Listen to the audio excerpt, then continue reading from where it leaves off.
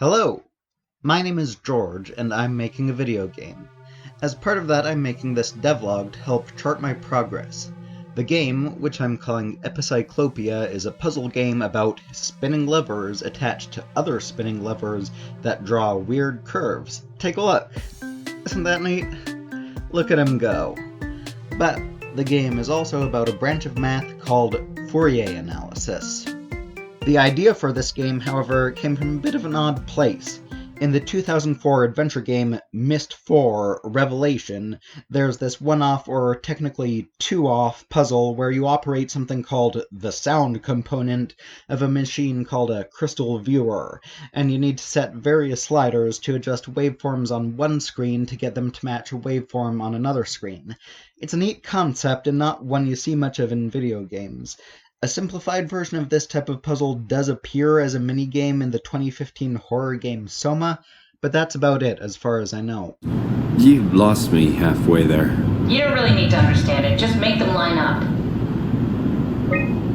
These puzzles are basically asking you to do Fourier analysis, the mathematics of signal processing. Fourier analysis is about trying to break down signals like sound waves or radio waves into simpler components. In those two puzzles in Myst IV, you're given a signal made by adding two different sine waves together, and you adjust sliders to set the amplitude, frequency, and phase of each of the two sine waves to recreate the original signal. In the Soma puzzle, it's the same thing, just with one sine wave. But while this is a conceptually interesting puzzle, it doesn't really work in those games. The signals you're trying to create all look very similar, and unless you already know the math behind the puzzles, it can be pretty unintuitive. In fact, the makers of Myst IV seem to realize this, because they have the character Atris talking over your shoulder, giving you hints the whole time. Adjust the phase dial. No, not the amplitude. No, not the frequency. Try the phase dial. It's the one on the right. On top of that, since the puzzles are just isolated mini-games in bigger, narrative-driven adventure games, you never really get a chance to develop an intuition for the underlying mechanics. Nonetheless, that underlying concept is still a pretty neat idea. So my goal with Epicyclopia is to take that puzzle concept, pull it out of the narrative-driven adventure game context it came from, and turn it into an abstract, minimalist, non-narrative puzzle game, one that really lets you get a feel for the mechanics. In other words, to make a whole game about doing Fourier analysis. And that's where the spinning levers come in. Instead of controlling waveforms on a screen, in my game you're controlling a collection of spinning levers attached end to end. Those spinning levers trace out a curve, potentially a very complicated curve, and you have to get those levers to trace out the right curve by setting the appropriate parameters for each lever, those parameters being its length, its speed and direction, and its starting position. For those familiar with the history of science, this will feel less like signal processing and more like the pre-Copernicus models of the solar system, because the actual motion of celestial bodies didn't match those old geocentric models. Astronomers at the time corrected the inconsistencies by adding orbits within orbits, called epicycles, and that's where I got the name Epicyclopia. But while visually this is very different from those puzzles in Myst IV and Soma, mathematically they're almost identical. The length of a lever corresponds to the amplitude of a signal, the speed corresponds to the frequency, and the starting position corresponds to the phase. But there are two key differences.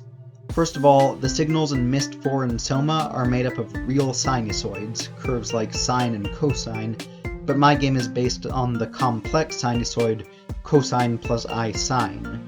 Real sinusoids model simple back and forth motion in one dimension, but complex sinusoids model circular motion in two dimensions. The other key difference is that my curves are parametric equations. The graphs in Myst IV and Soma have one axis for input and one for output, but in parametric equations the input is time and both axes represent the output.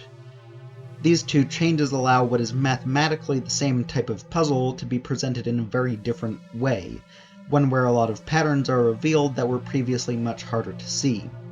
For instance, if you translate the waveforms from those two Myst IV puzzles into the mathematically equivalent puzzles in my game, the differences between the two puzzles stand out a lot more, and the curve symmetries become a lot more apparent. This makes it a lot easier to develop intuitions about how to solve the puzzles.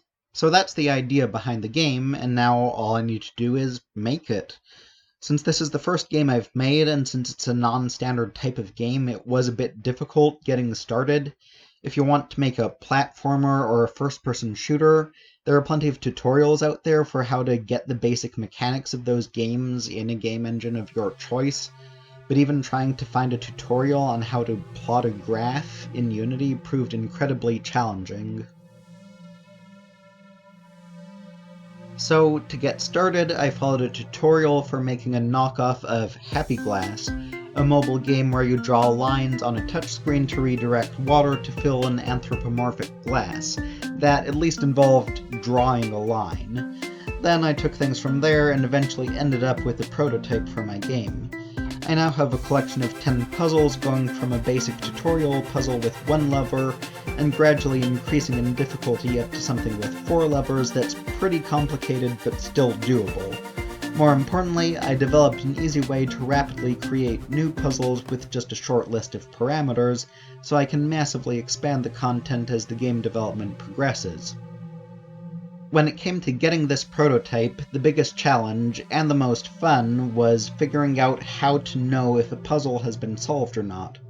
According to Fourier's theorem, one of the central theorems in Fourier Analysis, any periodic function up to certain continuity conditions can be decomposed into a sum of complex sinusoids.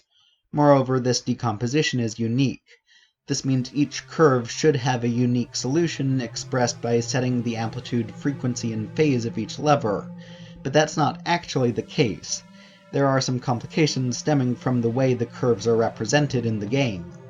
For instance, addition of complex sinusoids is represented in-game by attaching spinning levers end to end, and addition is commutative, so it doesn't matter what order you add the sinusoids, but changing the order that the spinning levers are attached together will change the configuration, even though the resulting curve is the same. Two other complications stem from the fact that the curves are being represented parametrically, so the same curve can be drawn multiple ways. For instance, you can make the levers spin twice as fast, or 3 times as fast, or the same speed but in the opposite direction. You can also do a phase shift on all of the levers so that you start drawing the same curve from a different initial position, and you can combine any of these transformations together in different ways, and they'll still draw the same curve. For the game to be playable, I had to find a way to recognize all of these as legitimate solutions, while rejecting anything that didn't draw the curve. To solve this, I wrote a script that can reduce any configuration of levers to a canonical form. Every possible puzzle solution can be brought to its canonical form by some combination of changing its speed and/or direction, rearranging the order of levers, and changing the starting point of the curve. The solution to the puzzle is stored as a configuration of parameters, and so is whatever arrangement the player made. If those two configurations have the same canonical form, the puzzle is solved, and it draws the line in green, letting you know you won. There are also some extra edge cases that I'm not handling, at least for now.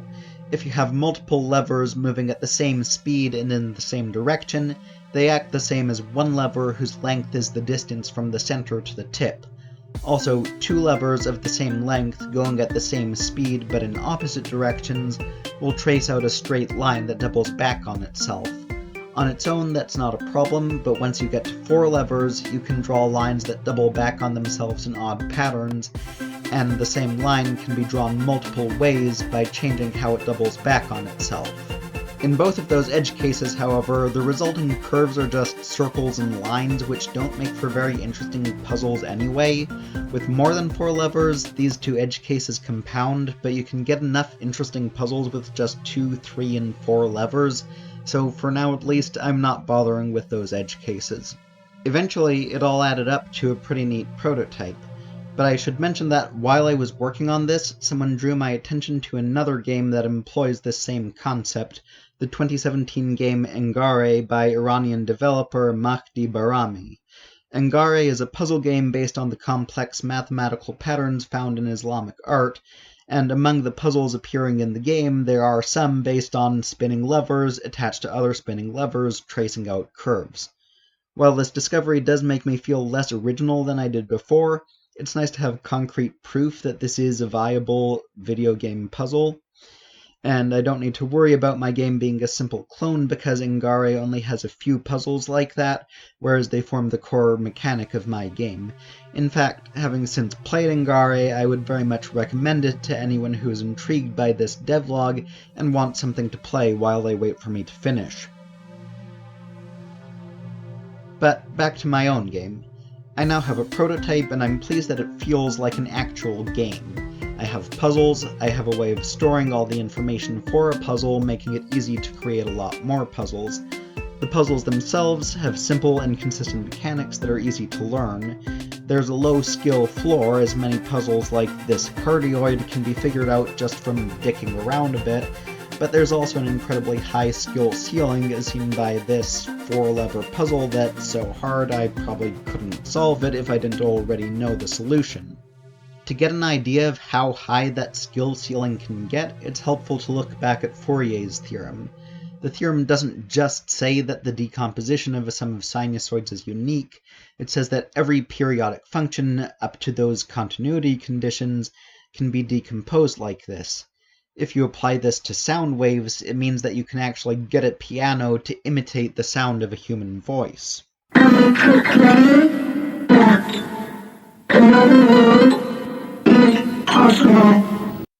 This same theorem means that any closed curve can be drawn by a sufficiently elaborate arrangement of spinning levers.